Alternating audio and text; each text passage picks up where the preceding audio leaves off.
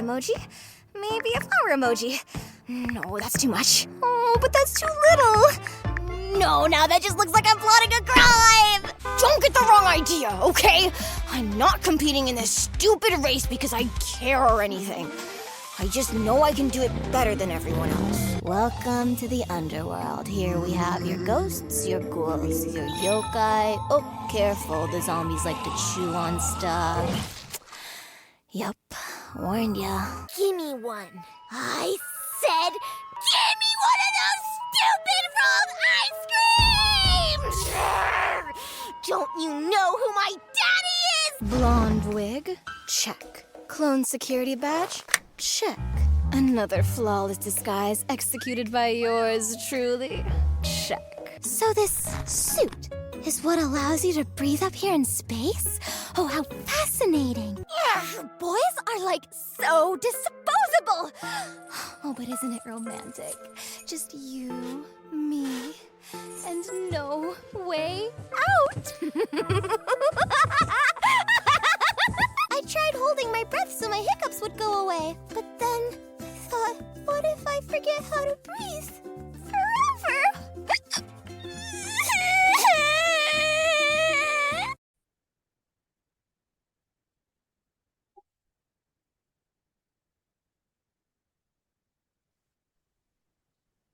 Hello. Hey, how are you doing? Good, thank you. How are you? Oh,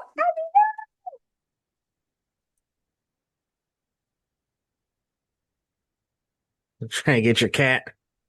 it's International Cat Day, so she needs a spotlight too. She does Okay. not like being held though, so it's her spotlight, and that's that. There you go. How's your day going, Ami? It's Ame, by the way. Yeah, Ami. I almost had it, Ami. Yeah, no worries. I swear I can never I can never find a name that is like easy to pronounce. I shortened my name because people were having difficulty with Amelie.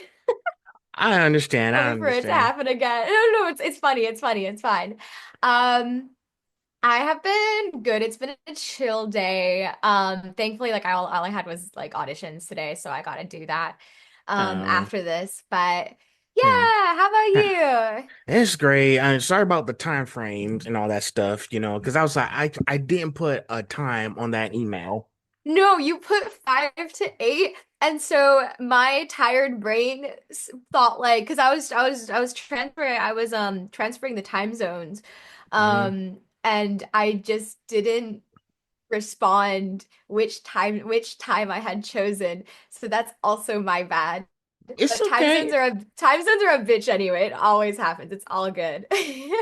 Hey, it's fine. And listen, I just, I had to, like I said, I had to eat something. I was trying but my mom was saying she hasn't cooked anything yet, so I had to eat something because I hadn't eaten since lunch at 12, so I was kind of hungry, so I had to eat something. No, you're good. We're again, like I said, we're chilling and it's important to eat. So Yeah, and I don't had to don't get, worry. and I had to get some nails for my door because the nails started coming off the hinges.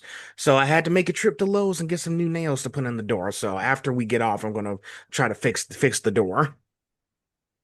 You are So all good. Don't worry. sure thing. Busy, Well, busy day. yes. Well, if the small talk is over, I guess we can go ahead and get this thing started, shall we? Think so, yeah. So, so greetings, everyone. This is Phil. I'm host of the Conversation Podcast, and yes, the season 3 premiere continues. So, I have a special guest with me, here today. Introduce yourself. Who is Ame Bell? I'm speaking to tonight. I'm Ame. Nice to meet everyone. I am, I guess, primarily a voice actor, but I also do cosplay, ASMR, or I kind of like. I've dipped my toes in just about anything creative. Like I can rig a VTuber because I went down a rabbit hole last year. That's pretty cool. So I would just consider myself a creator. I just like to create. So Well, hey, it's what I do. I've been seeing some of your work, so because I was like, oh, she got a lot of kawaii stuff going on in her little room and cosplay and stuff, and the pink hair gives it away too. Really? What? That's Yes. crazy. Hey, but it looks good. Keep it, Thank you. No, I've please. decided it's my personality, so Well, it suits your personality. thank you. So, now before we get into the main event, let's start with a little bit of an icebreaker. Now, what's one place that you really want to travel to, but you haven't yet? I probably already know the answer, but go ahead. Do you want to do it probably I have two places, but one of them you're probably is the one you're thinking of. Do you want to say it on the count of three? One, two, three. Japan. Japan. See, I knew. See, I already knew the What? answer. The Wii wants to go to Japan? That's crazy. Yeah, that and the second place is Hawaii. I've always wanted to go to Hawaii, especially for the surfing. I actually now have family because one of my aunts just moved to Hawaii a couple of years ago. I don't know if she's still there, if she's moved again. She kind of moves around a lot, but I do really want to, especially now that I live closer to Hawaii, because I moved here from the Czech Republic a year ago. And so now that I'm closer to Hawaii, I definitely want to take a trip to Hawaii. And then Japan will be one day. Oh, I had plans to go the next month for my birthday, but that's not gonna happen because I've been traveling all summer, so I'm gonna have to save that for at least maybe either early 2027. So we'll see what happens. That'll But be it's so so fun though. all my friends that I met, they've already gone to Japan. I'm the only one who hasn't gone. The only time, listen, my parents went to Japan in 2008 when they had a conference, but I was 8 years old, so I couldn't go. Yeah, I feel the same way. All my friends have gone to Japan, and talk about it all the time. We're talking about going again. I'm like, I haven't gone Yeah, I know yet. I know I'm trying to go there, but oh, my mom has another conference, but this time it's in Japan for 2028. Well, So that's if you don't get to go next year, then you'll there's get to go that. then, hopefully. But it's kind of hard, but I'm trying to find some friends to go out with, it was kind of hard because everybody's so busy and schedules be conflicting, but it's a work in progress. Well, that's a discussion for another day. So I'll figure it out. I mean, we'll both figure it out. We'll both figure it out. We'll both figure it out. So, well, now that the ice is broken, let's go ahead. Sorry I was so late in sending the questions. I forgot to send you those, but I think you had 2 hours to look them over, right? Yeah, we go So, with the flow anyway, so so okay, two hours should have been more than enough for you to look at it right quick. So I did, don't worry. so there's 20 questions, but some of them are going to be like put into like two parts, okay, like 2 to 3 parts, just to make it go faster, okay? All right. So let's go ahead and start with the origin story, section one, the person behind the voice. Now, before we dive into your characters, I want to start with you. Now, where did your love for performing and creating begin? And when did you realize voice acting could become more than simply something you enjoy?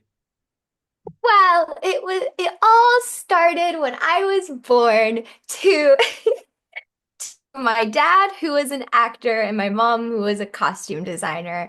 And they had me and voice actors, cosplayer. It just like perfectly came together.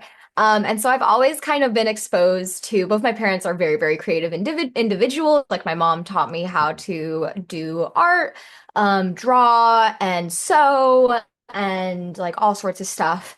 And then my dad taught me, like, got me into acting and how to like edit my own videos and stuff. And like a little like he does photography and stuff. Like we're like a very like multifaceted family. So I think like that's like the very, very, very beginning. But when we moved to the Czech Republic, because my mom's Czech, my dad's American. I grew up like half in America, half in the Czech Republic. And when we moved to the Czech Republic, my parents were a huge part of the Prague Shakespeare Company. So I got a lot of exposure to theater through that. And then I entered on-camera acting. And while I was doing that, I booked when I was 14, I booked this. I booked the role for these scratch vocals, so the storyboard voices for this animated children's film called The Crystal Planet. Um, Now, initially, I was only supposed to be doing the scratch voices.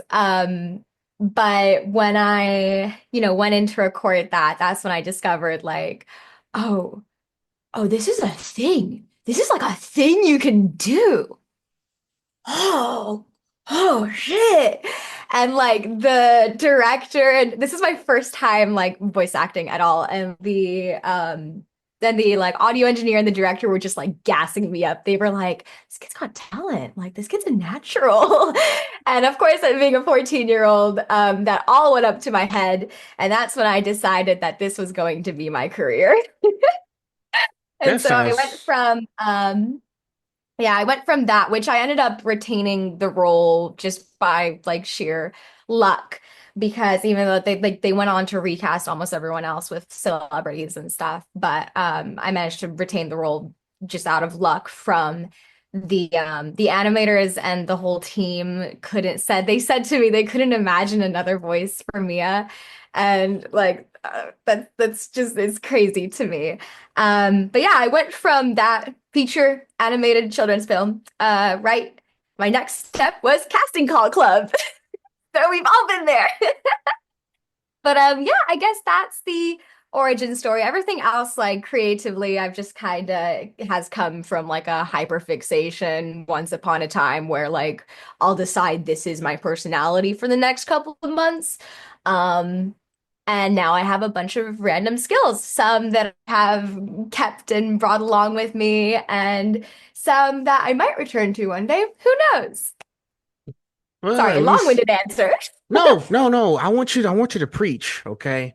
I don't want to interrupt you. I want you to I'm a preach. yapper, so please feel free to interrupt me or stop me if I start going from point A, point B is here, and we go, oh no no no no no, where are we going? Oh, okay okay, back on track. No no no no no no. Yeah, you get it. I understand. I understand. Oh yeah, it's sort of nice that you have parents who are into this sort of thing. And I guess it's kind of like, like mother, like father, like daughter, right? So it comes naturally. You didn't have to let them decide for you. Yeah, and I'm really grateful to have parents who support me so much, and are able to support me through my hobbies and passions. And yeah, I'm incredibly lucky and incredibly grateful to have that. Well, shoot, keep doing it. You're doing a great job. Thank So you. please, please, I can't imagine you doing anything else right now. I'm glad I do. Sometimes I do wonder, like butterfly effect. Where would I be now if things are different? But Hey, I feel like I also agree. I feel like I'm right where I'm meant to be. there you go. Well, since you said that you're Czech Republic, that goes into the next question I'm about to ask you, as you saw. Now, you describe yourself as Czech American and speak fluent English and Czech. Now, along with some Spanish, am I correct? Y un Now, poco español, pero un poco. there you go. Now, how has growing up with multiple languages and cultures influenced the way you hear voices, accents, emotion, and even the rhythm of dialogue? That's an interesting question. I've never actually thought about that. It's funny. You'd think that I would be coming from like a country where there is so much, especially like growing up going to an international school where you have all sorts of languages and accents around you. You'd think I would be better at recognizing accents, but I'm horrible at it. I'm actually horrible, which is crazy because in my voice study series, I go over accents and stuff, and obviously sometimes I'm wrong, but like I usually figure those out. I have a guess. Sometimes my guess is correct, sometimes it's a little bit off, but like through enough research, I can hopefully confirm it. But I'm actually like pretty bad at spotting accents. I'm getting better at it, but I don't know. I don't know what about it is, but It's definitely outside of voiceover, being surrounded by so many cultures, being able to travel so much, living in Europe, and being surrounded by so many different people has definitely given me a much larger view of the world, a much larger worldview, which is makes it so much. Hold on, I'm gonna sneeze. Take your time. Watermelon, watermelon, go. Okay, we're good now, I think. Which has made it so, I guess like having being, I guess has it's been easier to keep an open mind, especially when it comes to creating characters, and understanding cultures and different people, and being able to emphasize with other people and other characters, which you can attribute back to the voiceover work, I guess. I Yeah. think it's definitely, I think, yeah, having that experience, having that opportunity to travel and again experience so many different people and cultures, really just the biggest thing I got out of it was having a more like, I guess the word I not expanded, but just Mm-hmm. like my world isn't so closed off and small. I can draw from so many different things. Right, right. And it's you. I will say this. Oh, excuse me. Um, you gotta have different languages. I mean, fluent in different languages, especially if you're going to do any kind of careers. Because I know, like, I've seen so many people, who go to like these different countries, especially when they want to teach English. Like, I've seen so many people who go to Japan and they want to teach English to Japanese people because they don't know what English is. So, I will ask you a few questions. I want to ask you another question, and we're going to play a little bit of a game here. So, have you ever considered maybe going to Japan in a different country to go teach them Czech by any chance? Have you ever Nope. considered it? Not really? Nope. I mean, like, I love teaching my friends random Czech words. Like, do you want to learn one? Does the audience want to learn one?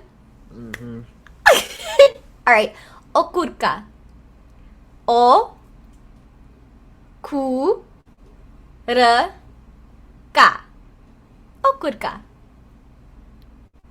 You want to try saying it? Hmm. Oh, cool. Ta. There's an R there. Okurka. Like okurka, but with like, if you Or at the okurka. ku. Or kuka. Close. That's it right. That's it right. Okay. Close. Or kuka. Okurka. It's almost like an L. The R is almost like an L. It hits the tip of your tongue hits the roof of your mouth. Okay. Hold on. I'm trying to get it right. O. O. O, O. like O, but O. like what, like O, O. ku, Ku. r, r, Lera. ka, Ka. okurka. Shit. It's okay, it's okay, it's okay, it's okay. Lesson over, lesson over. Or kuka. Good job. Okay. And what does that mean? Cucumber. Cucumber. Cucumber. It's my favorite word to teach people. Well, that counts. I was gonna also, and then the next part I was gonna ask you, like this is what's gonna be one of the games. Like, could you I was gonna ask you, could you say a full sentence in Czech Republic? Like, give me like 2 sentences that you would use. No tak, co mám říkat, ale... uh, Here's a fun phrase. Tvoje máma má hezký kozy. Now, I'll let any Slavic people or Czech people, anyone who understands that, say what that means in the comments. Okay. I just want. I promise it's nothing bad. Too bad. Oh no, no, of course, of course. I just wanted to test like how good she is, right? Quick. Ah! Wow. Wow, Yeah. testing my authenticity. What? I wasn't doubting you. No, I'm joking. I'm teasing. It is interesting. Like I realized I haven't spoken Czech since I moved here in ages. And even before that, because I lived in London for like a very, very, very short minute. Mm. I haven't spoken Czech in so long. I'm starting to lose it a little, and it's like no. So yeah, it's a bummer, but I'm trying to find ways to practice it with my family and stuff, so I still retain the language. I'm guessing you got Duolingo, right? I the last time I used Duolingo was in like middle school, I think. It was When in I middle tried school. it, I wanted to learn French because my name is French, but I don't speak a word of French, and everyone thinks I'm able to speak French because of my name. Well, hold on, because I've been trying to learn Japanese and I still can't get a full sentence. 607 days of my day streak. Whoa. I would recommend because I was learning Japanese for like a short minute as well. Back in high school, and there is a app. There's like this app that helps you learn. Let me see if I still have it on my phone. That helps you learn the hiragana. I think it's Hmm. I don't remember. It's been so You talking long. about like all those symbols and everything? Yeah, yeah, but Yeah. it like I now recognize a lot of the symbols because of that, even Well, I just was like from trying. Well, memory. well, hey, I listen. I've been trying to like my best to learn different languages. I'm just listen. I've been trying, with maybe I should use a different app, but I've been using Duolingo to at least practice every day so I can get an understanding of Japanese. Yeah, But it's great. maybe I need to start looking at learning other different languages too. I know I'm on a 607-day learning streak, but I'm just trying to sharpen my brain here. I would. It's by the way, it's called Kana drill. Kind of drill. My Japanese teacher back in Prague recommended that. And yeah, it taught me all like the hiragana and katakana symbols really, really well. I would also recommend, especially for learning Japanese, honestly, watching VTubers or streamers in speaking in that language, maybe with like subtitles or something, because when with how like streamers talk, it's very conversational and natural, which you don't find in a lot of textbooks or apps or when you're practicing with someone in a class.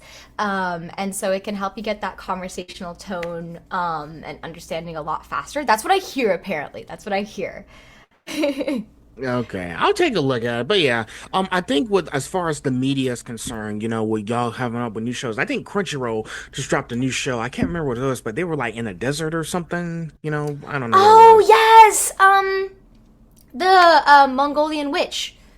Well, going in which is that what it was? I think that's part of the title, but it's set in Mongolia and it looks freaking gorgeous. Kind of like It is on my it's on my watch list.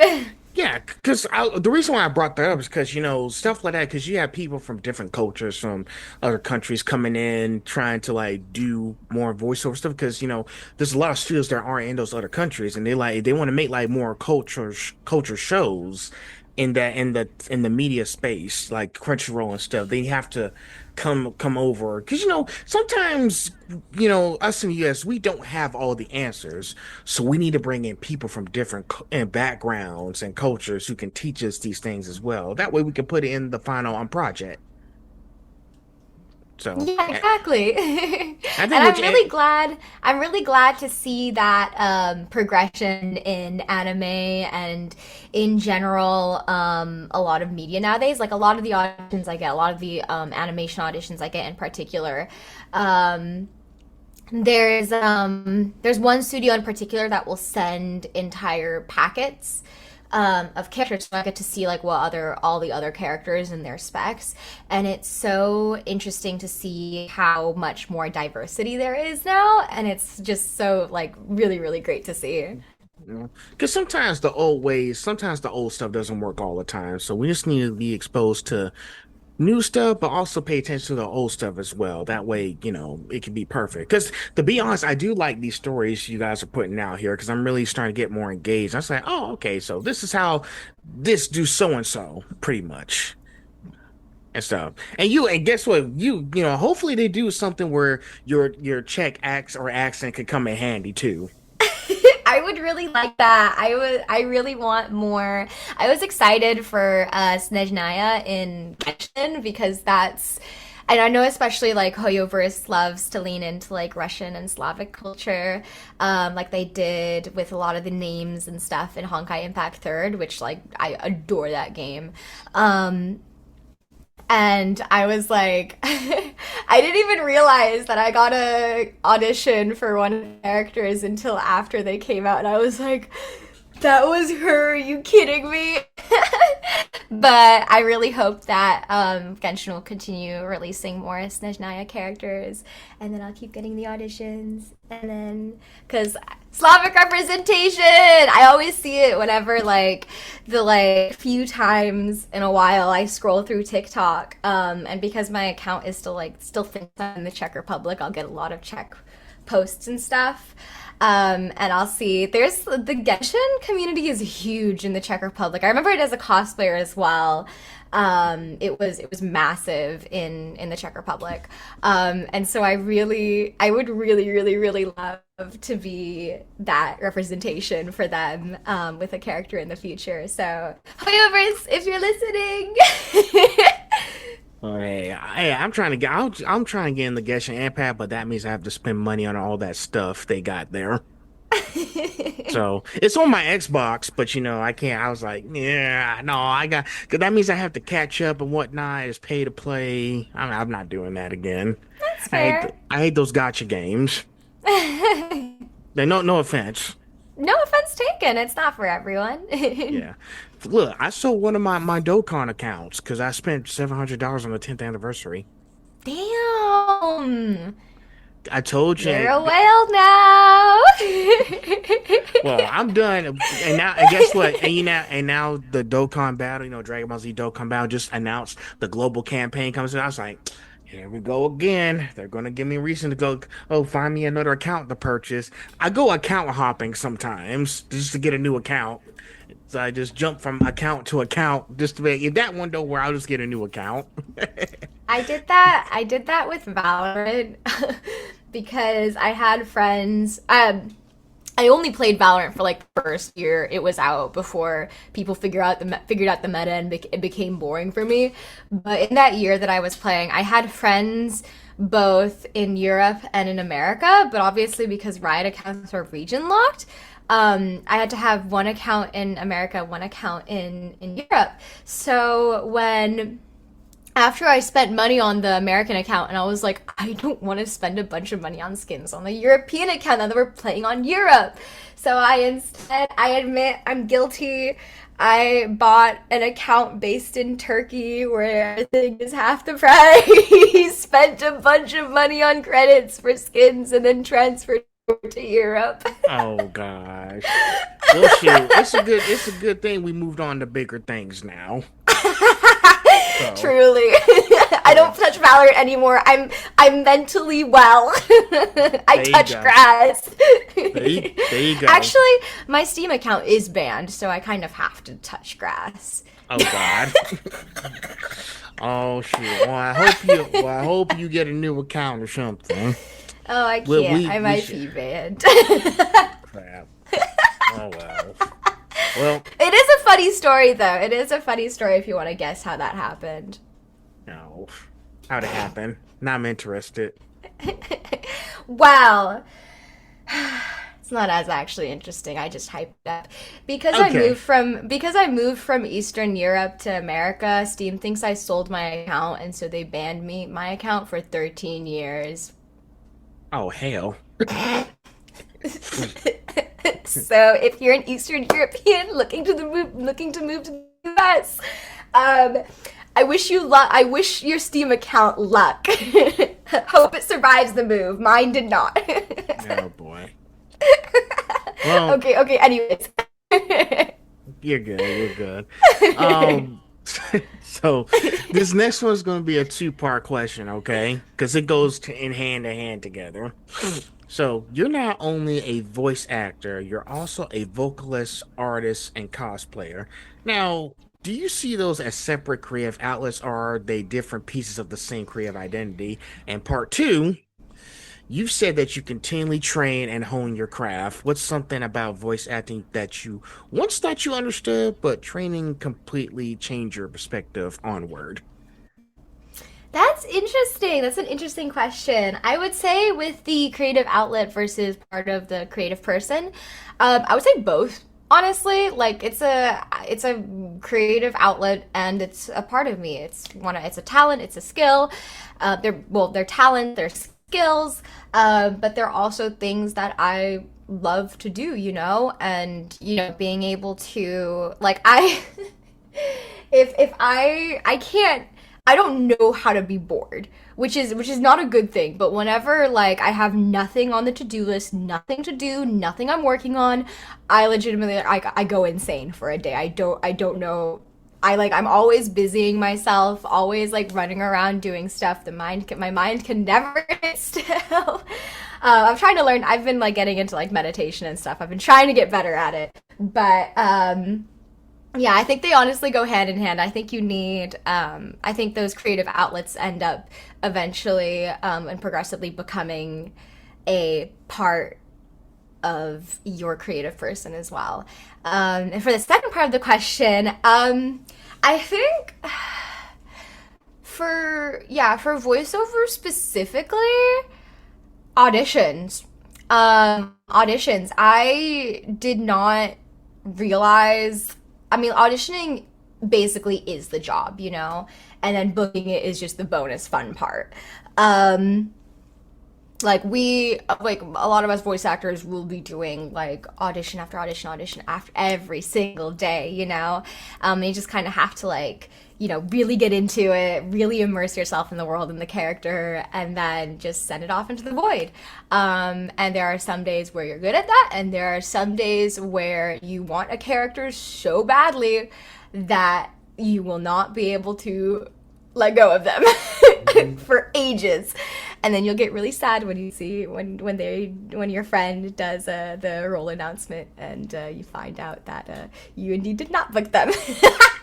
But yeah, auditioning. I didn't realize that there was a whole art to auditioning. There is so much. It's a game, basically. It's a game you have to play because every casting director is an individual person, and some casting directors love pre-life, love ad-libbing, love improv in their auditions, and other casting directors will immediately skip your audition if they hear even a breath or a sigh or an effort or anything before your audition starts. And sometimes the only way you can know this is by taking a workshop or a class with them. And most of the time, you don't even know who you're auditioning for. So that's just an example of how much of a game it is. And then I had one casting director, or like a couple casting directors actually say, in their workshops and classes, they made a huge point out of not missing the turn in an audition. Every audition has an emotional turn in it somewhere. And when they get really angry, apparently, if they hear that the person missed that turn. So now I'm like looking way into like the turns into the audition and the emotional turns. And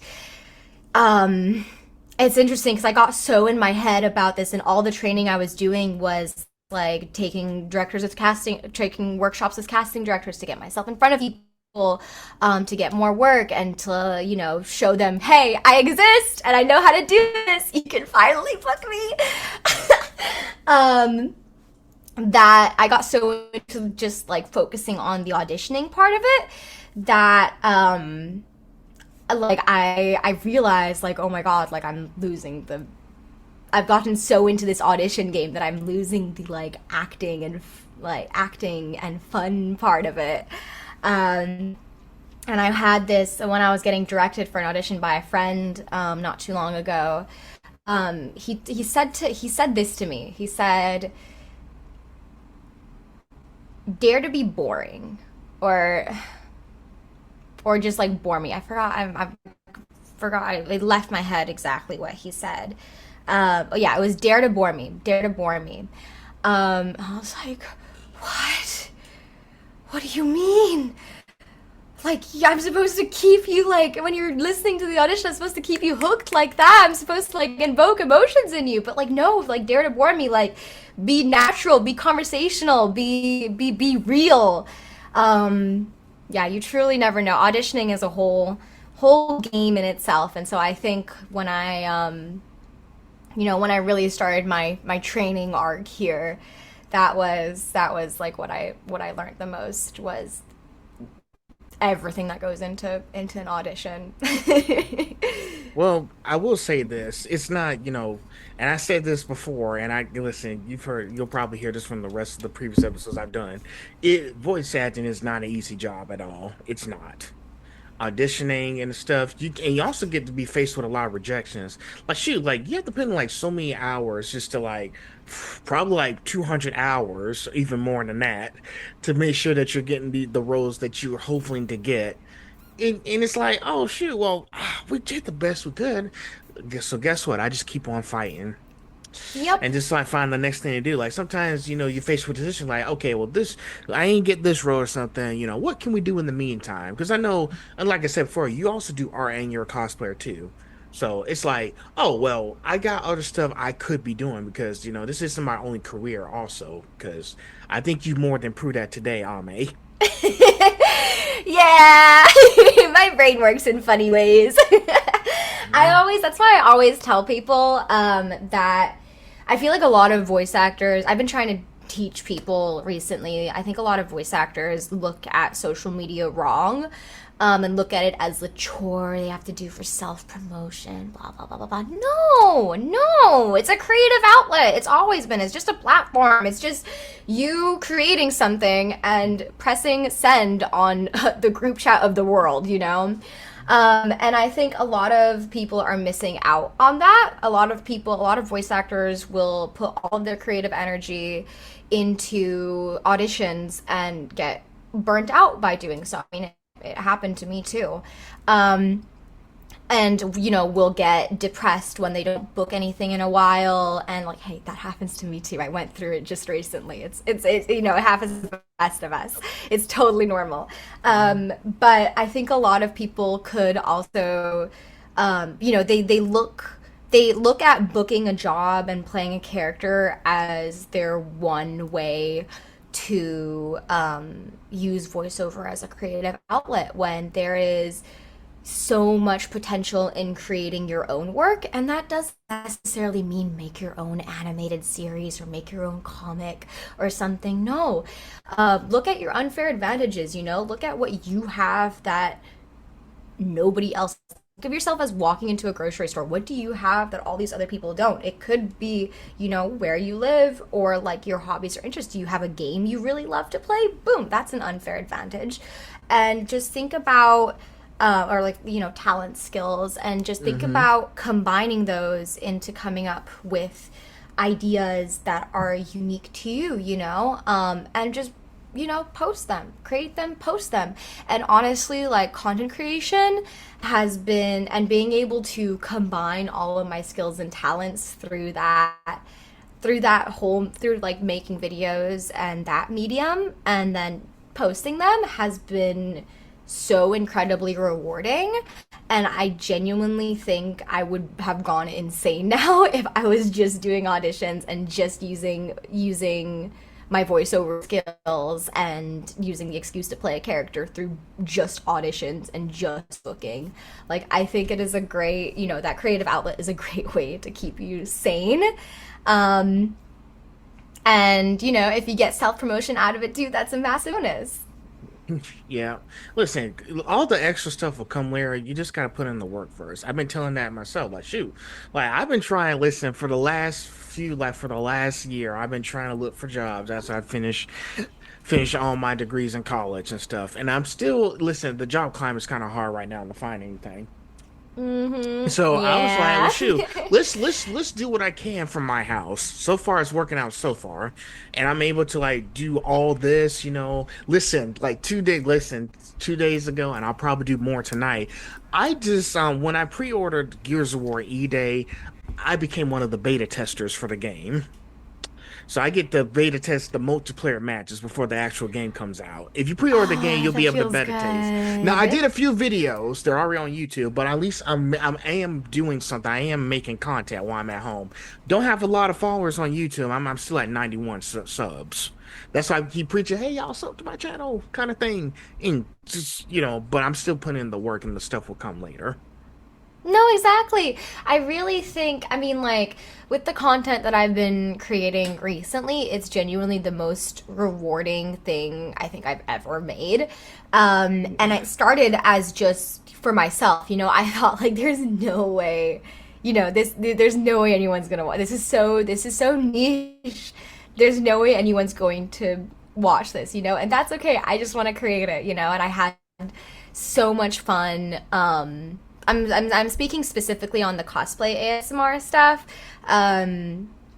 Like I was just thinking like how do I combine cosplay and voiceover into one? And I just had so much fun putting in the production work into that content. It was like script writing, editing, dubbing, sound effect design and Foley. And then I would send it off to the void. And then I would work on the next thing and I would just have so much fun creating that when I went to go post like my next video the next week, I'd look and it'd be like,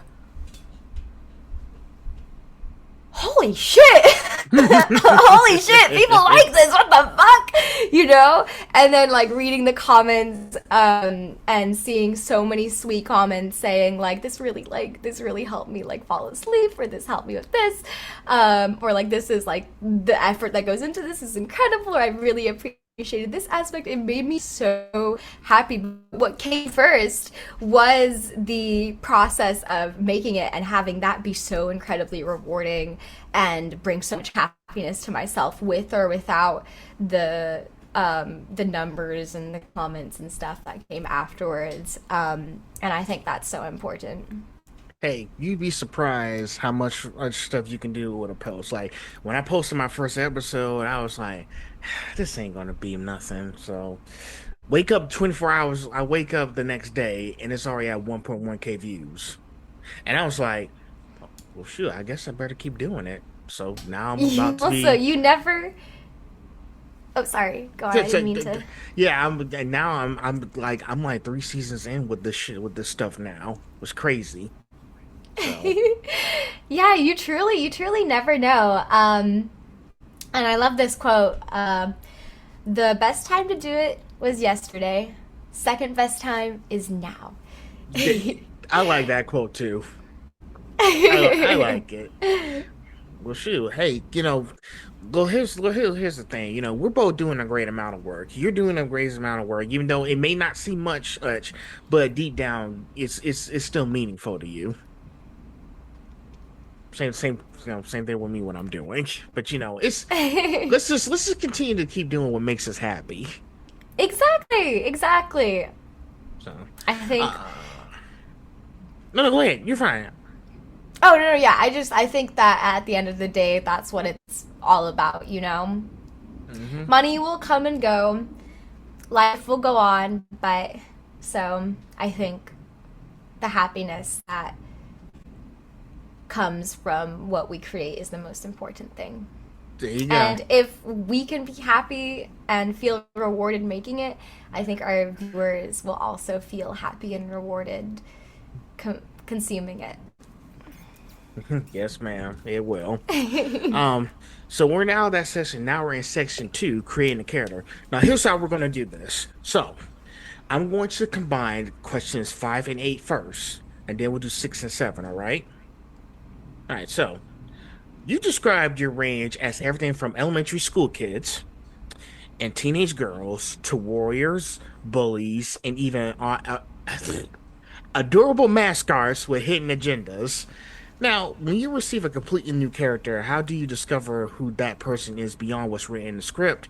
At part 2, because your voice can naturally sound youthful, how do you distinguish between voicing a child, teenager, college student, and young adult without simply making each character progressively higher or lower pitched?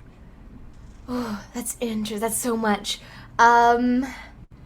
I would say in terms of character creation can come from anywhere. The first thing Obviously, the first thing I look at is the specs. You know, who is this character to them? Secondly, what purpose do they serve in the story? You know, everything in the script is written for a reason, whether it's, you know, even if it's a temporary thing, you know, the script might or always gets changed in the future, almost always gets changed in the future, but it is always, you know, they're saying stuff for a reason. The dialogue is there for a reason, you know, whether they're the main character, a supporting character, side character, an NPC, they're there for a reason, you know. Not only do they tell their own stories, but they also serve to forward whatever overarching story is being told. The third thing is character archetypes. Always fits into some kind of archetype, and so, you know, that also goes into, you know, what role do they play in the story, how do they progress the story. Like, for example, in anime, an easy thing to look at is, you know, is this character a tsundere, a kudere, are they a yandere? Aderes are like a great example of that, of archetypes. And yeah, I'm sure like everyone's familiar with a lot of like anime archetypes. I think are the easiest to look at, because they're so full of life and have so much into them, and are also so what's the word I'm looking for? So recognizable. Yeah, and then finally, you know, looking to seeing how this character applies to yourself, applies to myself. You know, what parts of myself and my experiences can I bring to this character, can I put in this character? What part of myself can I put in this character that will make them unique and interesting? And yeah, and then finally, like, wrapping that all up in a nice little bow and doing your best. And then in terms of playing different ages, it really isn't just the voice, you know, especially in anime. Like, when they say a character is 20 years old, you can probably age them down by a good couple of years. And again, it comes down to, voices also come down to archetype. Like, for example, again, I'm going to use anime as an example. For example, a shy, quiet character will probably have a more like breathy, quiet voice, like almost instantly, like usually, or for example, the color, a character's hair color can say a lot about their personality and archetype. Like, for example, a white-haired character, again, will probably be that spacey kind of doll-like character that has that more breathy voice. Or a red-haired character will have a more powerful voice with a more fiery personality. Oh yeah, but ages, that's right. Mannerisms. Like a child, for example, will probably not be thinking about the words they're saying.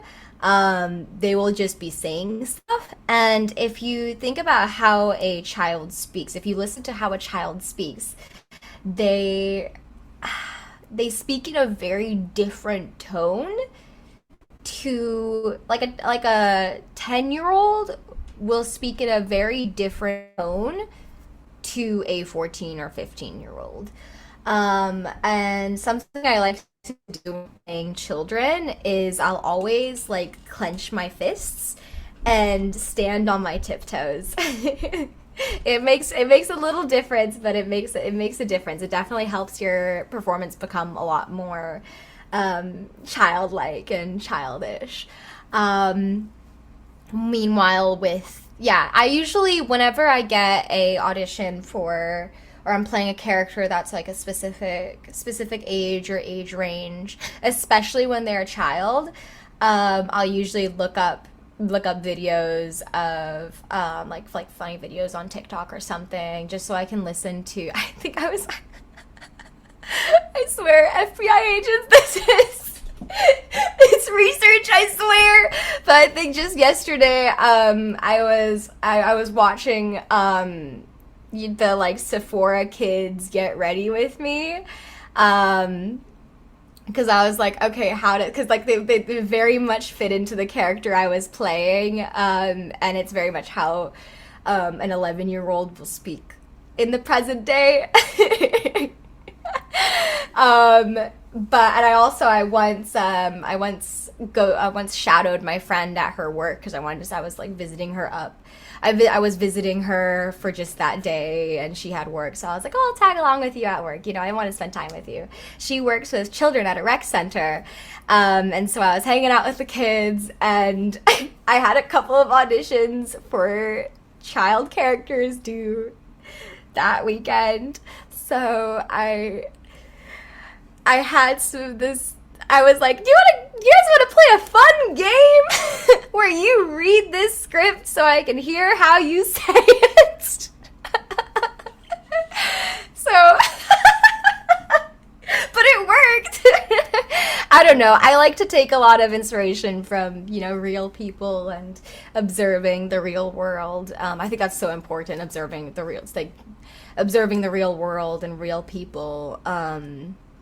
And taking inspiration from what's around you. I swear, Ame, every time when I hear y'all do kids' voices, some of the people I interview, like Kelsey Cruz and all those people, she did a kid's voice, and guess what? I was shocked. Like, I started getting goosebumps all over my arm, like everywhere. Yeah. I was like, getting nervous. I was like, how are they doing this? I'm just getting goosebumps here. And it's kind of freaky and weird. Yeah, it really depends on the genre and media as well. Because, for example, like an anime. I mean, it depends on the subgenre in the anime, of course, True. too. But like an anime little boy will sound very different to a real life little boy, or like a boy in like in an animation that wants to sound more natural. If they're looking, for example, if they're casting real children as well, that tone and voice is going to be very different to like an anime little boy that sounds like, has the voice in the chest and stuff. Yeah. Wow. And to be honest, I didn't understand at first, but I am getting more used to females voicing little boy characters. I mean, we've seen it throughout the years with all these different shows. And I was like, you know what? It really doesn't faze me anymore. I mean, it makes sense. Why not have women voice little boy characters that men can't do? Sometimes males can't do that. It's kind of hard. So, yeah, we need people who can do that. I always think about like playing video games, and if you'll use voice chat as a woman, it'll be like, "Are you a little boy?" And then like, or you hear a little boy, and it's like, "Oh yeah, it makes sense why it makes sense why a lot of women play little boys. It's because their voice is up here." Wow. Okay. Well. Sorry, I'm just trying to carry my thoughts. I'm still getting goosebumps listening to you doing all that stuff. Thank you. But listen, I think it's a good thing, though. Like I said, I've gotten used to it. But hey, it seems like you enjoy it, so I'm not going to mess that up for you. I like playing pretend. There you go. Here's the next two-part question. Now, you said every character has a story to tell, right? Now, what does that philosophy mean to you as an actor, especially when you're playing a character who may only have a small amount of screen time? And part two, which is harder for you? Creating a character who is very similar to your natural personality, or someone who couldn't be further from who you are in real life? Why? Okay, hold on 1 second. I want to look up a definition of a word or not a definition, but I need to remind myself of this word I learned recently. Really? Yes, 1 second. I swear this will make sense. 1 second. Take your time. Hey, like I said, I come with receipts. Okay, so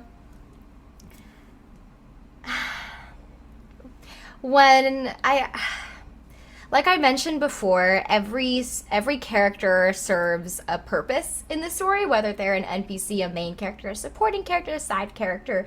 They always serve a purpose. They always serve some kind of purpose in progressing the overarching plot and development of the other characters. Um, like they always serve a purpose in the story that they're telling. So that's one thing. And when you think about each character, each when you this is I learned this word recently. It's called sonder, and it basically means realizing in the moment, looking at a stranger and realizing that their life is just as vivid and complex as your own. They've lived a whole life just like you have. They're not an NPC around you. They're the main character of their own story. And when you start thinking of people like this and start creating these stories in your head for all these strangers around you, a video game, for example, is just like that. These NPCs, they're here for a reason. They somehow got here. They somehow got here to this stand, this shop that they're selling stuff at. So like, how did they come to that? And you could also attach that to your own history and how you got to where you're at now, and use that as inspiration for them. But I think it can really help, round out and flesh out a character, and creating characters, is remembering that they're their own person. No matter how small or big of a role they play in the overarching story, they also have their own story behind them. I will say this, and I keep telling people, y'all keep underestimating the side characters in these shows. Like Ame, like even though you're barely having any screen time, your characters are still part of the story. And listen, I think you saw that I spoke with that I spoke with Madeline Mm-hmm. the other day. I think you saw that when I posted that I was going to be speaking. I actually spoke to her yesterday when she was playing All Might's mom in My Hero Academia. She may have got a little bit of screen time and not a lot of talking lines, but she was still an important part in that scene. If Yeah. you, yeah, and there was some other. I'll give you some more examples because you're gonna laugh and love these examples. Okay, take the um take the Batman Arkham series I got over here. The trilogy. Mm-hmm. So, if you've been paying attention to all the thugs' conversations throughout the series, some of them are actually good, and that builds character, and they're coming up with their own conspiracies and everything. That's what I'm saying. Like the side characters in these shows, they have their own characteristics to play. Here's one example. He was saying like let's say for example when they were trying to find all Penguin's weapons caches in Arkham Knight. This thug was saying, "So what you gonna do with your share?" "Me, I'm gonna relocate." "Hey, what are you saying? Man, Penguin needs us. Plenty more where you came from." "What's that supposed to mean?" "He's saying guys like you and I are a dime a dozen." "Now speak for yourself. My mom always told me I was special." "Yeah, mine too. Just keep your trash up and keep a lookout." That reminds me of GTA NPCs. I love listening to GTA NPC dialogue, and I think when I first moved here to LA, and the first time I walked around without, I realized how accurate they were. And yeah, I just remembered, also another part of that is people underestimate the importance of side characters, because you think about how many side characters are, you think of a trio in an anime or a show, and someone's favorite character might be the main character, but other people's favorite character might be one of the side characters, for whatever reason. And it comes, comfort characters. I wanna bring people's comfort characters to life. Yeah. I think everyone attaches to and what's the word I'm looking for? English. Emphasizes with the character. Because of their own personal experiences and them as a person. It also, every character is meant for someone else, I think.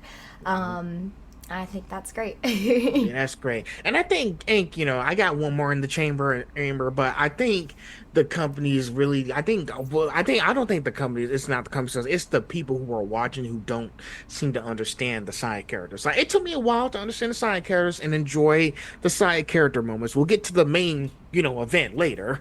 We'll get to that later. But let's pay attention to what the other people have to say first. I keep telling this, but they won't listen. They want to pay attention to the main fights and whatnot, or kind of thing. And this is the last one I was going to say. And you're saying, hey, yeah, he held on side and beat the crap out of him. And did he pay up? Nah, he sold it at the track. What? You let him get away with it? What do you think I am, stupid? When I found he had no cash, I took out his kidneys and liver and all the other bits I don't know the other's name of and sold them out on the street. Some rich guy's probably walking around with them in them as we speak. And people just buy stuff like that. There's always a buyer out there, no matter what you're selling. This is an Arkham Asylum, by the way. Hey, nice. You got any more, or can we get back to watching this place? Yeah. He asked and I told. Listen, I don't listen. I'll kick their asses in a second. I want to hear what they say first. That's the point. That's the point. That's the point of listening to the side characters and all these non-playable characters as well. Exactly. I mean, like, exactly as we said, every character has their own story to tell and has lived their own life, just like in real life. Word of the day, Sonder. Exactly. So, shoot, I hope that, that more people will start to pay attention to those, because there might be a few Easter eggs that you might miss out on if you don't look. So, exactly. So pay attention to the details, but also don't forget to look at the bigger picture too. Exactly. So onward to the next ones. We're in character deep dives now. So it's your favorite part. so now you voiced Mia in The Crystal Planet. Now, what initially drew you to Mia, and what part of her personality did you most want audiences to connect with through your performance? Her brattiness. I think my bread and butter, and what I've also heard a lot of people say my bread and butter is bratty kids or crazy bitches. And those are the two most fun archetypes to play for myself, at least. Just because, like, I get to, go 200%, go all out. And it's a ton of fun.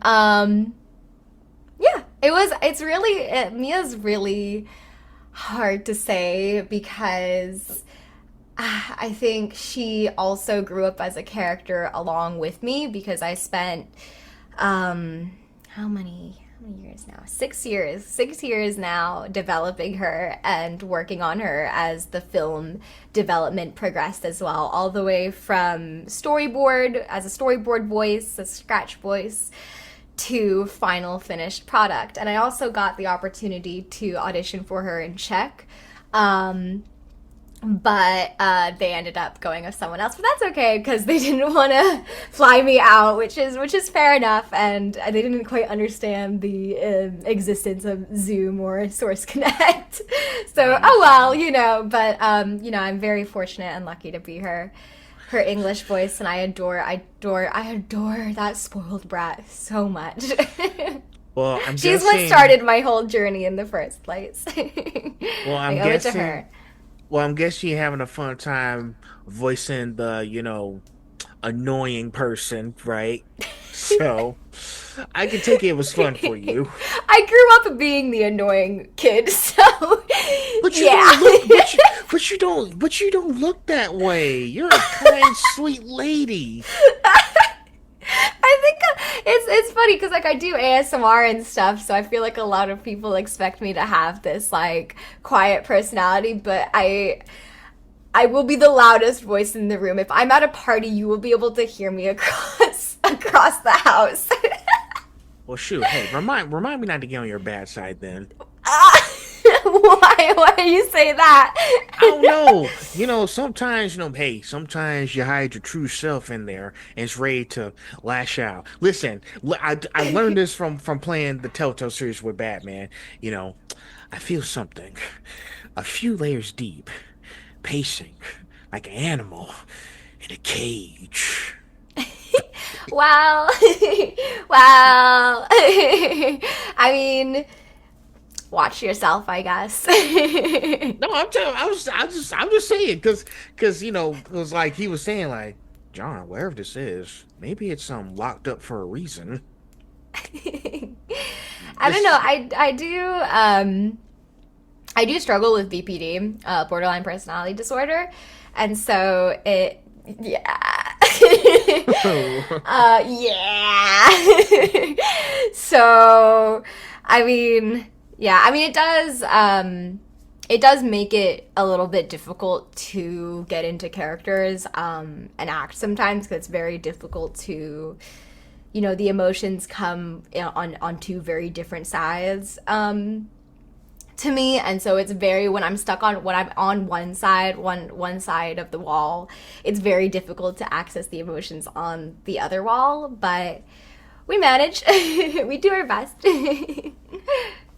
okay, but I'll still say this. Maybe it's good to have that to be the bragginess. Because that way, if you're not comfortable not having fun with that, I mean, we want to have a little fun. Listen, don't blame. I will say this as on me. Sometimes I do my little evil cartoon laughs or something. Like, They're fun sometimes to do. they're fun to do. So, listen, sometimes when I be looking for something and I found it, and I was like, wait here, I took what was that? What was that cartoon with Porky Pig and Daffy Duck? Oh, Boobs in the Woods, 1950, that old Looney Tunes cartoon. Oh, Daffy was messing up his painting, and then Porky Pig was like, wait here, I've got something for you. So. I be having my little moments when nobody's watching, performing any evil laughs. So if you want to perform your brattiness in your room, have your moment. That's probably your go-to fun time for you, especially if you're doing a character like Mia in Crystal Planet. I feel like a lot of my characters end up having a little bit of brattiness or craziness to them at the end of the day. Just like even if it's just a little sprinkle, there's a hint of it there sometimes, especially when it comes to kids. Like all of my kid characters always like end up somehow having a little hint of brattiness to them. Okay. Well, if you like the brattiness, I won't stop you. So, but when I first saw you, I was like, that's not like her. She's a nice person. I don't know, I guess don't judge a book by its cover, or I mean like Yeah, that's the one. at the end of the day it's acting, I guess. I hope. It is. So, hey, I'd be surprised when I learn more about y'all. But like I said, Here. but like I said, I don't want y'all to spill everything. I want to be surprised when it happens. So, next up, now you portrayed both Iron Mouse and Pokemon in Clash Island. Now, which creates the unusual challenge of voicing characters based around recognizable internet personalities. Now, how did you approach those performances while still making them feel like characters within the world of the show? Well, it did help that I was approaching them from an unbiased opinion because I wasn't too familiar with either creators before. Like I knew of their existence, but I wasn't too familiar with either creators before I booked them. And so I was able to approach them with the idea of them being characters, and just being able to use their internet personalities and their real life counterparts as an inspiration and a base for those characters.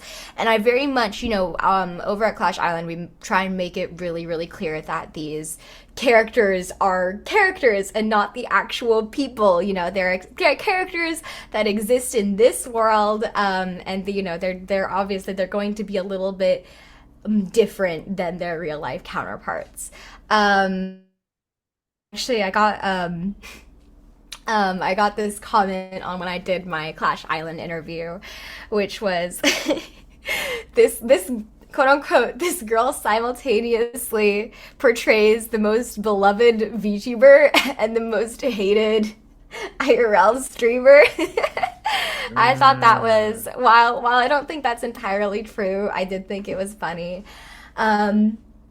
Yeah, Iron Mouse in particular is probably my favorite character that I voice just because of how big her personality is and how fun she is to portray and how much work went into creating her character and learning her voice.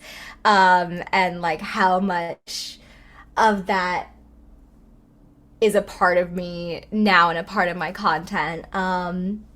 When I first booked the job, I sat down to get to know these creators, and so I was watching hundreds, and especially for Iron Mouse, I was watching hundreds and hundreds and hundreds of hours of her stream to learn her voice and to learn who she was, and who this character was going to be.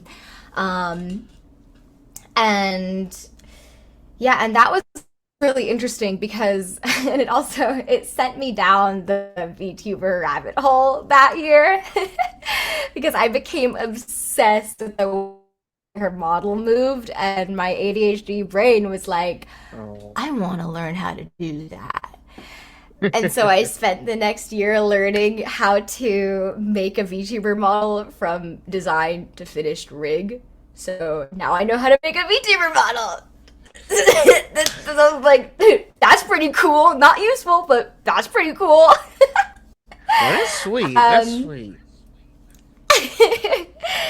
yeah, and then later on the next year when the first episode came out, I was when I moved here, I was just doing cosplay content before, and I really wanted to delve more into voiceover content, so people wouldn't. I felt like people only cared about how I looked on a certain Wednesday, and so I really wanted to, and nobody really knew that I was a voice actor, and so I really wanted to delve more into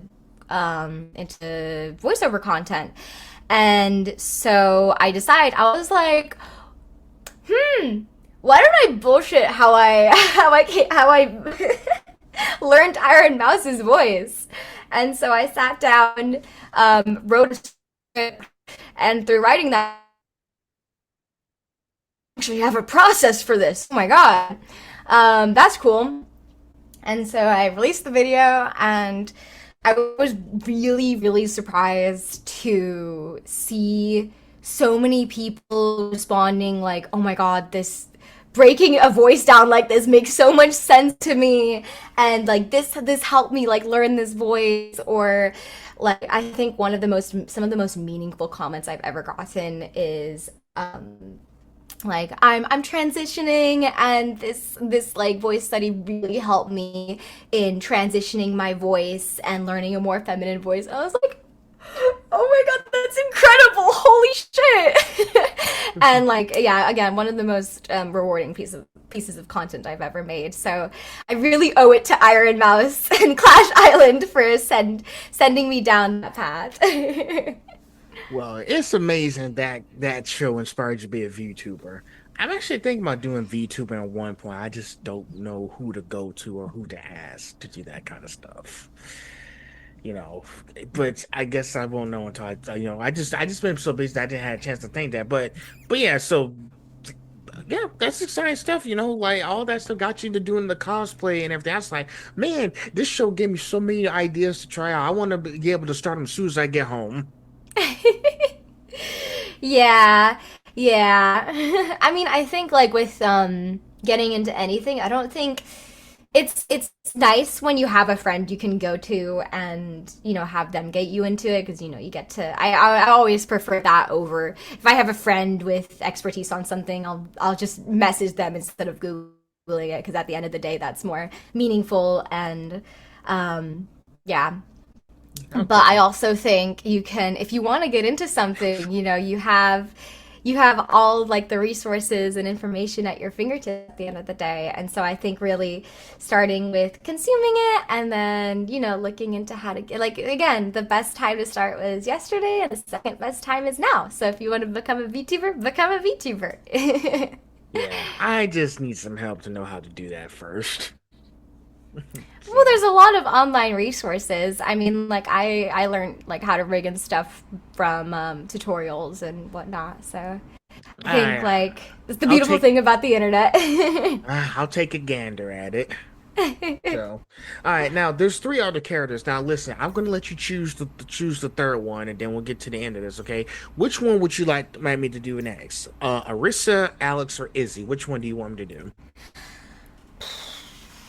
I think Izzy, because if we don't have a lot of time, I don't have a lot to speak on her because I only did her pilot voice. And she was a really interesting character. She was just my natural voice. Again, she was one of the characters I booked when I was first starting out in voiceover, so years ago. And I got that pilot. It's special to me. Unfortunately, it was just like the green light pilot, so it was a private pilot. So it's not available online anywhere, unfortunately. But it was still really meaningful to me because my brother also booked one of the pilot voices. And so I got to do table read with my brother, and I got to record that pilot with him. And the interesting premise for Animalies was all of the animals were disabled in some way. So Izzy was Yeah. wheelchair, was in a wheelchair, and so this was back in the day, especially in the Czech Republic, where I feel like we're very behind on the times. And so diversity casting, especially in the Czech Republic where the pool was much smaller, wasn't really a thing back then. Um, but I'm still grateful to be able to portray a character like that. But I'm really glad that it's now gone to someone more fitting for that. But yeah, especially Izzy is dear to me because she was one of the first characters I booked and one of the first characters I got to create, and I also got to experience that with my little brother. So yeah. Well, here's the thing. It's better than nothing. Take it. Take it. Even if it's not, this goes back to what I'm saying. Even though it's not a big thing, it's still something. It's still contributal to the what you're trying to put out there. So I think, well, let me ask you, did you enjoy it? Of course. Then that's all that Always so matters much then. fun. Then that's all that matters then. So Animalis, that's a show, right? I need to go. Yes, it's in production now. You can look it up. It looks freaking gorgeous and amazing. And I'm happy I got to be a part of the reason why the pilot did get greenlit. All right. I'll make sure to take a look at it. I'll do it for you. So now, last question, and then we'll be in the next one, okay? Now, looking across characters like Mia, Arissa, Alex, Izzy, and your other roles, which character has forced you furthest outside your comfort zone? And what did that character teach you that you've carried into later performances? Iron Mouse for 100%. Iron Mouse, like I think I already, went in. She was definitely my most difficult performance because learning the accent, her mannerisms, because they all come from a real existing person. That was really challenging, and like I had to learn a whole new accent and stuff for her. And I really hope that I'm able to portray her in a genuine and good way. But learning, putting that much work and effort into a character and then being able to bring that on to learning other voices, as it inspired me to start my voice study series, which now like I use to create more character voices. I look at other VTuber voices and creator voices, especially those who are, unique, real voices, and basically take aspects of those to put into performances and creating other characters.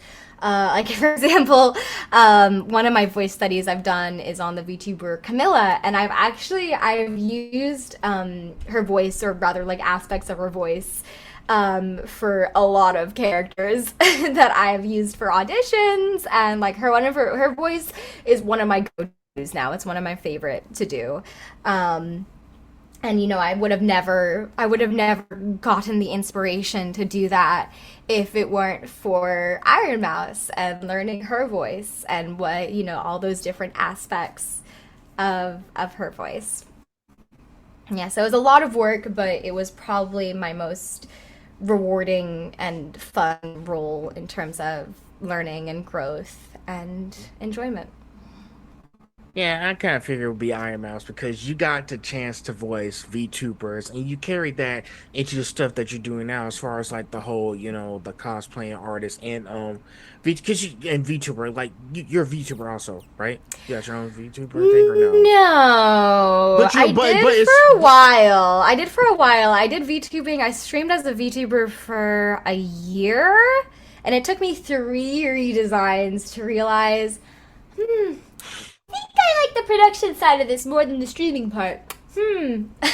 have you ever But thought I of wasn't going I'm sorry, have you ever thought of going back to it or Oh, of course. Yeah, I don't know. I just I think in terms of content, I much prefer putting in the work into production and stuff. I still love being the face of it, but I don't know, I love scripting, editing, all of that, and then sending it out into the void as a done finished product that I can be proud of. While streaming, it was fun, but I just don't think it was really for me. But I definitely want to return to streaming in the future. Hello, Abby. Do you want to say hi? You want to say hi? Cat break. Cat break. Cat break. you're my She's fourth baby you're girl. you are my 14th cat person. Yeah. Oh. Voice actors and their cats. It's the perfect combination. Hey, Um, I interviewed a drag queen for Pride Month and she has 3 cats. yeah, we love cats. We love cats. Yes, but where was I? You was with the talking about going back to streaming and Oh stuff. yeah. Once some of my more mainstream games come out, I definitely plan on streaming them and creating. I do want to cosplay some of my characters, but I definitely plan on creating cosplays for my future characters and streaming as them. I think that'd be really, really fun and really cool. So, but it'd definitely be something that's here and there and not regular because did you just hear my stomach? What? No? What? Oh, I didn't hear My stomach just growled so loudly. I think it's dinner time. Excuse me. You're good. Just because when I pick up something new or I get into something, I go all in. And usually end up getting burnt out very quickly because of that. And so sometimes I have to really pace myself when getting into something new or starting something. And so I think, it's definitely something I want to do in the future, but in moderation. Well, hey, listen, take your time. You'll get to it when you get to it, okay? Shoot, I had to delete my whole gaming channel because it wasn't gaining enough traction or whatnot. Listen, I was at 88 subs, so I was like, you know what? Let's just put everything into one channel. I also focus on the quantity and not the quality of it. So yeah, it'll come. Listen, Ame, it will come when it comes, okay? Yeah, I actually, yeah, I don't know. That's one of my regrets is because I've been doing content creation since I was 8 years old. I actually had a massive Animal Jam channel when I was a kid. I um and that was my first taste of success in content creation. And then from there, I continued to create more. Whenever I would get a new interest, I would create a new page. And then as soon as my brain decided, we're done with this, I want nothing to do with this anymore, I would just delete it. And I feel like if I had kept the same the same channel and the same social media pages, then I would have a really cool digital footstep by now. But I don't, and that's one of my biggest regrets. And that's why I don't, I hate having separate accounts. Like I don't want an ASMR channel and a cosplay channel and a voiceover channel. No. I want it all in one place. And that was one of the reasons why I think I dropped VTubing, is like it was just way too stressful to manage so many accounts at once. And I would just I don't allow myself to make any more accounts. And I Yeah, really don't do that to do think yourself. when it comes to, I wouldn't get too wrapped up in the numbers. I have had so many videos, not perform well when they're first posted and then gain traction way later on. It's really normal and you really never know. And I think, when the quality of your work continuously improves, it'll definitely reflect on the statistics part as well. Hmm. I think that's very important to have. So yes, just stick with one account. You don't need multiple. Just put everything in one area. That's all. Yeah. So, we're on that section now. I'm trying to go as fast as I can. Now, I'm just gonna do one questions for section four, okay? Beyond the corner booth, because some of these, I think, just like I said, you've seen some of these. Because some of them, I think it just talks about what we talked about at the beginning of this thing. So, let's just go with number 16, okay? You are also a vocalist. Now, how does your musical training affect your voice acting, whether that's breath control, emotional delivery, vocal stamina, or simply understand how to use your voice as an instrument? Um, a little bit of everything, really. I've done singing lessons like on and off. I'm not a great singer, but we're working on it. But what's more important is I have learned how to use my voice as an instrument and more properly and take better care of it. Like, for example, learning how to shout and scream without hurting your voice and hurting your throat, and doing character voices like a little boy voice can easily, if you're not doing it properly, it can easily hurt your throat, and that is a big no. You do not want to be coughing up blood every session. Ooh, That is not not good. pretty. Not pretty. Um, and it's funny because I'll get a little bit personal here. I swear this will make sense. That's fine. I struggled with an eating disorder for half my life. And because of that, I grew up basically like sucking in my stomach 24/7, which fucked up my breathing. Oh I boy. was breathing very abnormally. And so when I started really getting into voiceover and started taking vocal coaching and singing lessons, I quickly learned that I was not breathing properly, and I had basically shot myself in the foot in terms of my vocal range and ability to perform. And I remember one of the first things my first singing teacher had me do was lay on the floor with a stack of books on my stomach and just like relearn how to breathe. I had to relearn how to breathe, and sometimes I still, even though I don't struggle with an eating disorder anymore, thankfully, um, I still, sometimes catch myself in my old habits, and still have to really work on my breathing. And so, yeah, don't, take care of your body. Take care of your body, especially growing up. Your future self will be for it. Well, hey, there's no saying, God gave you one body. You got to take care of it. Hmm. That's that's that's Exactly. that's Exactly. that's I always stick by that saying. Yeah, I think to wrap up that question, I think that every voice actor should be taking singing lessons, whether you want to get into singing or not, because there's so many useful skills. There's so many useful skills you can learn, and it especially, it keeps that instrument in practice and alive. And I think, it's it's a muscle that you have to exercise like any other muscle in your body to maintain it. And I think taking singing lessons is such a great way to do that, such an important way to do that, and such a good way to strengthen and keep those muscles healthy and learn how to take care of them. Mm-hmm. Strengthen those muscles. Yes, and staying healthy too. All that stuff. Make sure your throat. Drink tea. Drink tea. I know you drink tea, so that helps as well. So I would have picked up my mug, but I put it in the kitchen before I joined the call. Yeah. Okay. No, exactly. You know what you're doing. You know what you're doing. No problems. Wait, is my light? Oh, yeah, my back. Yeah, you know what? It's fine. It'll be fine. Now we're at the finale here. Before we conclude, are you enjoying our discussions? I am, absolutely. Okay.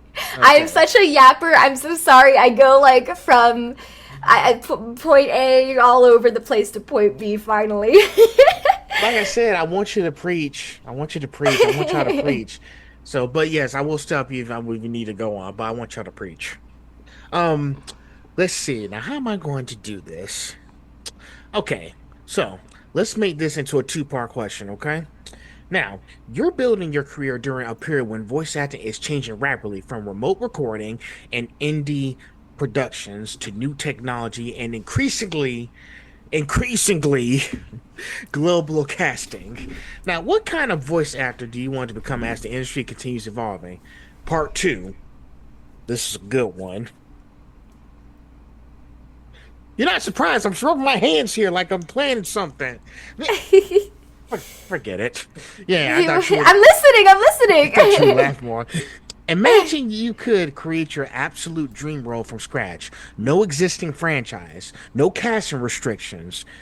Who is she, he, or they? What kind of world do they live in? What do they sound like? And what would make you immediately say, I have to play this character?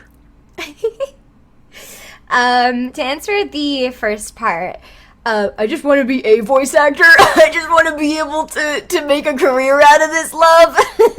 Period. I don't know. I just love creating, and I'll be happy as long as I can, create something and continue to create something, anything, whether it's in voiceover, cosplay, videos, whatever. And the type of, I just want to be able to inspire others to also create and not be afraid to chase their dreams, and not be afraid to start learning something new, to start, even if, whether it's something you're interested in or not. I think people should, I want people to have the bravery and the courage to step into something new and unknown and maybe discover something new in doing so. And, I just want to see more creation in the world, because there is so much, even with so much, like, it seems like there's so much oversaturation in every genre and medium now. There is still so, like, every day it's proven that there is still so much new and unique and interesting things to be discovered. And so I want people to be able to continue challenging norms and continue just, creating and having fun and loving doing so, because I think the world, at the end of the day, it runs on a lot of things, equal amount creativity as anything else. But I really don't think the world would be as beautiful without people's creations and imagination. And then the second part, any character that has diva in the specs, that's mine. Okay. Yep, that any character that has diva in the specs, that's my character. And aside from that, any character that just is me, I think, like, I don't know, I don't know how to answer. Yeah, I guess just like I'll end it with any character that has diva in the specs. That is a character I want to play. That is a That's character I want. that's good enough for me. That's good enough. It works. And then lastly, to wrap this thing up, now, do you have any advice for anyone who wants to do this or any type of career they're pursuing? And also, what do you hope they recognize as a piece of you when they discovers your work for the first time, going through back all the characters you brought to light? Ooh, that's a good question. I think firstly, again, I love the quote, "The best time to start was yesterday, the second best time is now." Don't be afraid to start. You really never know what can come of it. And, the sooner you start, the sooner you can get better at it and be in a place of pride. Have it, be proud of your work. And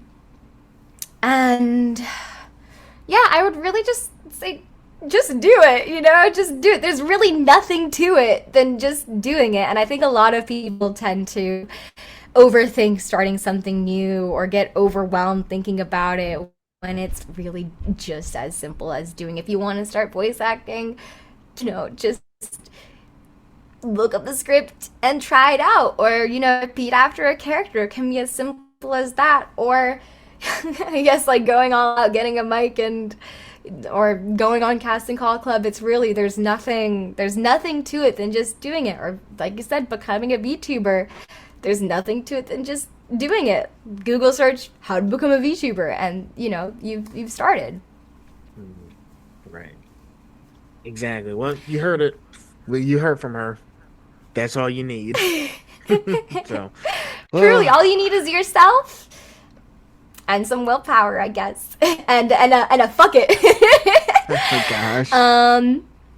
And then, well, sorry, what was the second part to that question? Second part is oh, sorry, my phone glitched for a second. Hold You're on. good. It's saying like, finally years from now when someone discovers your work for the first time and goes back to all your characters you brought to life, what do they hope they recognize as the piece of you exists inside of every performance? That's a good question. I It's a don't good know. thing. It's a good thing I muted my mic before I sneezed. Watermelon. Yeah. That's a good question. Even when I read over the questions, no answer really came up to mind. I think it really depends on the individual, and I really want, people to be able to relate to each of my characters and relate to me somehow, and however way they can, and however way they find best suits them. I really just want to give people an escape and inspiration inspiration, motivation. Yeah, piece of a character, piece of myself in each character. I guess just inspiration at the end of the day, I want people to be able to look at all the characters I portray and all the things I do and myself and be inspired to create themselves, or be inspired to try something new, or, be inspired to try on a new outfit or something, or, or something just as simple as that, I just want to inspire people to grow and become the best version of themselves they can be. Well, I guess that kind of wraps everything up. Did you enjoy our discussion? I absolutely did. I love yapping. Yeah, I want y'all. Yeah, that's part of the discussion. We want to talk all the time. We're two people discussing, talking, kind of thing. You, you get the picture. Well, I hope. Well, I'm glad that you took the time to come talk to me, because I was like, I don't know if she'll respond, and I just send out the information. No, So, thank you so much for having me. I feel absolutely honored to be here and to be able to be seen as an equal to my other peers who you've also interviewed. It really means a lot to me, and yeah, I'm happy. yeah. End of the day, you guys are still people. And plus, I just want to talk to y'all. And we love yapping. I mean, we're voice actors. We're very loud, so yeah. It's not hard to get us to talk, I think. No. Yeah.